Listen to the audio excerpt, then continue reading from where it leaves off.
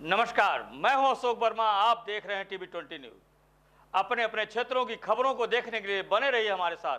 अब शुरुआत करते हैं खबरों की तरफ। नमस्कार दोस्तों, मैं doctor Manish, endocrinologist, Medanta hospital Lucknow से। आज हम एक बहुत इंपॉर्टेंट टॉपिक पे बात करने वाले हैं। आखिर क्यों डायबिटिक पेशेंटों को इलाज लेना चाहिए। हमेशा आपने देखा होगा, जैसे ही शुरुआत में कभी किसी को सबसे पहली बार पता चलता है कि उसको डायबिटीज की बीमारी आ चुकी है, तो ये बहुत एक इमोशनल ट्रॉमा जैसी स्थिति है। इसमें आपको एक बहुत अच्छे सपोर्ट की जरूरत पड़ती है। सपोर्ट वो डॉक्टर की तरफ से भी है, वो फैमिली के सपोर्ट की तरफ से भी है। मगर शुरुआत में ज्यादातर मरीज इलाज को डिनाई करते हैं, मतलब इलाज लेना नहीं चाहते। वो बोलते हैं कि हम परहेज करेंगे, थोड़ा सा घूमेंगे टहलेंगे। को बहुत अच्छी बात है कि आपने ये प्रयास किया है, मगर ये प्रयास कितने दिनों का होना चाहिए। ये प्रयास 3 महीने, 6 महीने, अगर उसके बाद भी अगर आपकी शुगर की बीमारी या डायबिटीज कंट्रोल में नहीं आ रही है, तो बहुत ज्यादा जरूरी है कि आप इलाज की तरफ चले जाएं। कारण, क्योंकि अगर आपकी डायबिटीज कंट्रोल नहीं रहेगी, शुगर की मात्रा शरीर के अंदर ज्यादा रहेगी, तो ये जटिल दिक्कतें पैदा करेगी। दिक्कतें बहुत सारी हैं, किसी भी रूप में आ सकती है।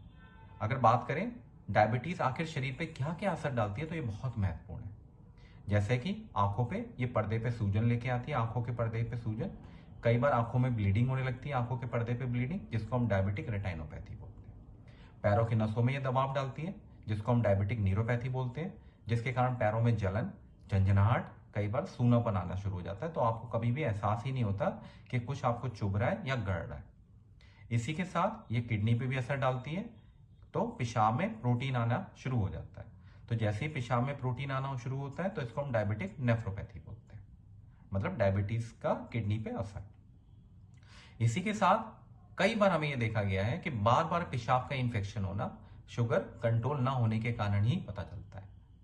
इसी के साथ ये शरीर में हार्ट में भी बहुत बुरा असर डालती है, जैसे कि हार्ट अटैक, हार्ट फेलियर या कोई और अदर तरह का डिस्टर्बेंस। मस्तिष्क में या दिमाग के ऊपर बिल्कुल फालिश का अटैक या हेमीपैरेसिस हम जिसको बोलते हैं, ये शुगर की बीमारी या डायबिटीज कंट्रोल न होने के कारण बहुत ज्यादा देखने को मिलता है। इसी के साथ कई बार हम लोग के पास जो पेशेंट्स आते हैं, वो आके बताते हैं सबसे पहली चीज कि इरेक्टाइल डिस्फंक्शन या मर्दाना कमजोरी आना शुरू हो गया। अगर आपकी शुगर की बीमारी कंट्रोल नहीं है, तो इसकी संभावनाएं काफी हद तक बढ़ जाएंगी। इसी के साथ और भी बहुत सारी दिक्कतें हैं, जैसे फैटी लीवर भी, शुगर की बीमारी कंट्रोल ना होने में और भी जटिल दिक्कतें शरीर के अंदर आपकी आ सकती हैं, जैसे चमड़ी में, स्किन में। आपकी जो स्किन है वो काफी रूखी हो जाती है, उसका मॉइस्चर बहुत कम हो जाता है, तो बहुत ज्यादा खुजली या इरिटेशन होना शुरू होता है। तो बहुत ज्यादा जरूरी है कि आप, अगर आपकी शुगर की बीमारी कंट्रोल नहीं है, आपने प्रयास किया है, बहुत अच्छा प्रयास किया है, उसके बाद भी अगर आपकी डायबिटीज कंट्रोल में नहीं आ रही है, तो जरूरी सलाह यही है कि आप एक बार शुगर के लिए इलाज शुरू कर दें। इसी के साथ सबसे बड़ा मकसद हम लोगों का यही है कि जो आपकी ताली होती है वो हमेशा दो हाथों से बजती है। कहने का मतलब 50% डॉक्टर्स और फैमिली आपको सपोर्ट करेगी, 50% आपको खुद करना है।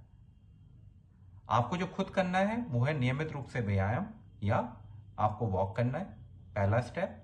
दूसरी चीज, खाने में बहुत अच्छे ढंग से जरूरी चीजें जो जिसको हम बोलते हैं बैलेंस डाइट, वो आपको उपयोग में लेके आनी है, जिस तरीके से डायबिटीज के काउंसलर ने आपको एजुकेट करके बताया है। और बाकी जो 50% पार्ट है, जो आपके डायबिटीज के डॉक्टर हैं, जो आपके एंडोक्रिनोलॉजिस्ट हैं, जो आपको सलाह दे रहे हैं, जिस तरीके से सलाह दे रहे हैं, उसको जरूर पूरा करें। आशा करते हैं आपको ये वीडियो पसंद आया होगा। हम अगले एक और वीडियो में एक और अच्छे रोचक चीज के बारे में आपसे फिर डिस्कस करेंगे। तब तक के लिए बहुत बहुत